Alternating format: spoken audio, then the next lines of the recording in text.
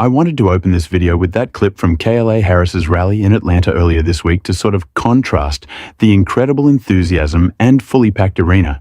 Every seat was filled that KLA Harris had earlier this week with Donald Trump's rally in the same exact place that he got so upset about, so humble, and couldn't stop bringing up how it was not a packed arena.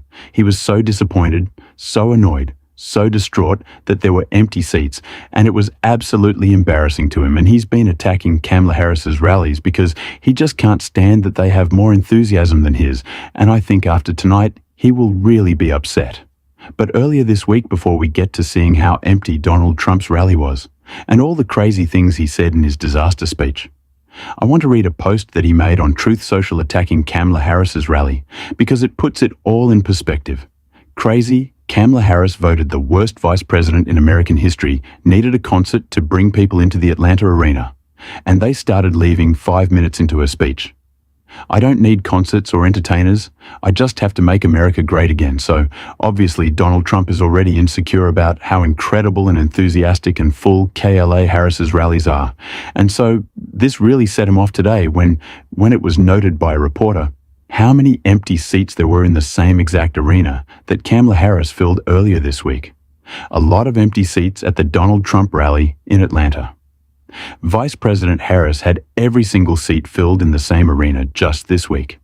Now, obviously this drove Donald Trump crazy, and it was all he was able to talk about in his speech, and just losing his mind, and kept veering off into different directions, because it was upsetting him, because he is so insecure. And so, let's take a look at who he blamed for the fact that his rally was so small. But the school administration stopped us from getting another 500, 600, even 1,000 people in.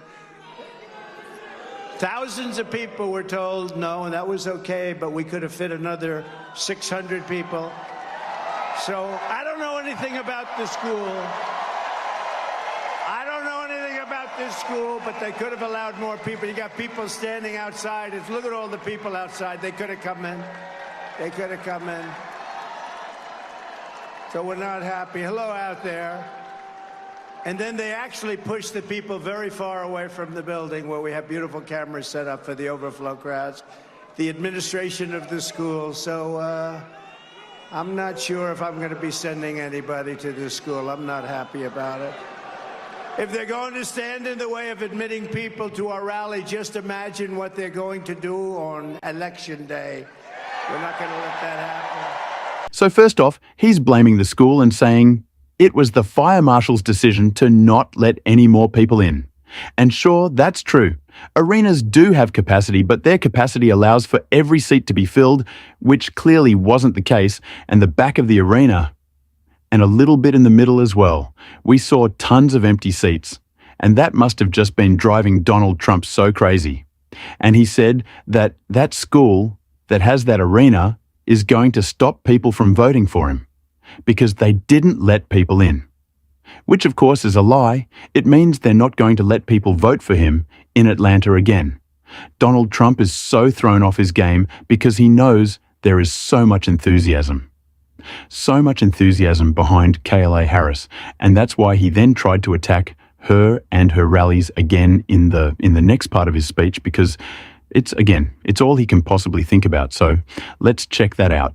She was here a week ago, lots of empty seats, but the crowd she got was because she had entertainers, and it all started to unfold when they started to leave about 10 minutes into the speech. It was very boring. Again, rallies and crowd size and ratings. It's all Donald Trump cares about. It's all he can think about. And so that's why he's lying and trying to say that KLA Harris had a small crowd, which again, completely not true. We opened this video seeing how big and enthusiastic that crowd was, and yeah, it's just a lie. Donald Trump cannot escape the fact that he is unpopular. He is sinking in the polls, and it's driving him crazy. So much so that he's started making these just absurd attacks on Kamala Harris, and we're going to see one in this clip right here. And we're going to defeat crazy Kamala. You know, there's about 19 different ways of saying it. She only likes 3. Biden never even came close. Hamala, Hamala. No, it's Kamala. It's so disgraceful and disgusting to me that Republicans think the best attack on Kamala Harris is to mispronounce her name. They are so caught up in how upset that they are that she is surging in the polls and absolutely dominating them in every way, in enthusiasm and polling and fundraising, that they're just making up these personal attacks to come after her for. And even more than it just representing their anger and their insecurities, it shows that they have no real hit on her, no real hit on her record, her resume, anything at all of substance, because if they did, they'd be talking about that. But they've tried to blame her for the unsecure border. But Donald Trump blew up the bipartisan border deal, so they can't do that. They've tried to call her soft on crime, but Donald Trump is a convicted felon, and she's a career prosecutor, so of course they have no real response. All they have is their terrible candidate, and Donald Trump, and I don't want to say even worse, but maybe their even worse candidate, and J.D. Vance, who Donald Trump tried to defend during his speech, and the crowd just kind of wasn't having it. But let's check that out. Very much to the next Vice President of the United States, J.D. Vance. He's doing a great job. You know, they go after J.D. You know why? He's for the worker. He's for people that get out and they want to work, work, work. And frankly, they are people that have been taken advantage of, and he doesn't like it, and he's done great. He's done great. He's been everything we could have expected and much more. So first of all, people don't not like J.D. Vance because he's for the worker. He's not for working people. And also, people don't like J.D. Vance because of what he says and what he stands for, and his lack of character. There's a long list. I don't want to make this a 50-minute video, so I'm not going to list them all. But I also think it's funny you can kind of see in that clip that Donald Trump is trying to defend J.D. Vance. And even the crowd of his MAGA cultist, they're not really buying into it. Like, no one's cheering for J.D. Vance, because even they don't like him.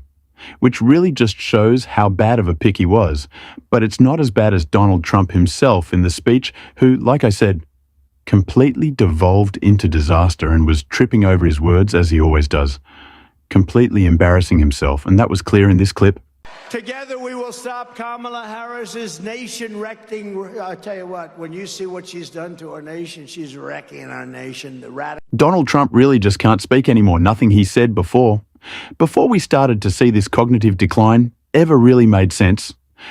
He never really could articulate a thought all that well, and none of his thoughts made sense, or mattered, or were impactful in a positive way. So I guess Donald Trump not being able to speak might be a good thing, so we can hear from him less. But again, this is why he's so scared to get on the debate stage, because not only will the contrast that we can see with our own eyes between an old and dementing Trump and the fresh face, the positive new young, exciting face of the Democratic Party that is Camis, not only will we see that contrast, but we'll be able to hear it. And Donald Trump's rambling, incoherent rants that make absolutely no sense. Hannibal Lecter Shark's electrocution, while Kamala Harris is focused on the future investing in infrastructure, cutting childcare costs, lowering prescription drug costs, battling climate change. That's what she cares about. And that's the case she's able to make for the future that she wants, while Donald Trump rambles. And that's why he's so afraid to get on the debate stage. And that's why I love Kamala Harris calling him out, saying that he's afraid to debate. Because he is. And if you like, people who are also calling out Donald Trump, become a part of this channel, make sure that you hit that subscribe button. If you haven't already joined what we are building on this channel, and if you enjoyed this video, make sure to leave a like, as always. It really goes a long way. And if you want to support this channel in a little bit of an extra way, in an exclusive way, in a bonus way, you can become an exclusive member of this channel by hitting the join button. It is another way to support this new and growing channel that we are building, and it really helps me. It supports me.